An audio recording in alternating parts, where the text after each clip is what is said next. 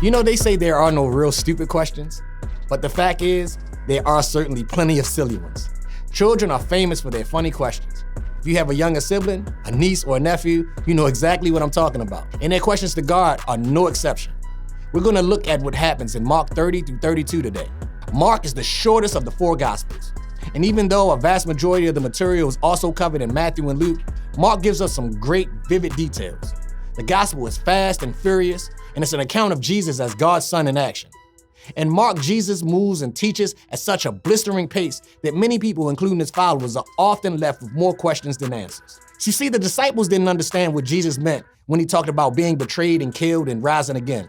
But they were too afraid to say, "Can I ask you a question?" Maybe they forgot what it's like to be a child and ask whatever questions came to mind. Jesus pointed his followers to a childlike attitude in just a couple of verses. In Luke 11, verses 9 through 11, Jesus says, "Ask and you will receive. Seek and you will find. Knock and the door will be opened." In this passage, Jesus did not ask, he told us to ask. He commanded us to ask. And in the original Greek language, these verbs ask, seek, and knock were not only commands, they were ongoing commands. That means that Jesus did not put a limit on how many questions we get to ask. Instead, he commanded us to live a life that continually asks questions, continually seeks after the kingdom, and continually knocks on any and every door of opportunity that brings his kingdom to earth.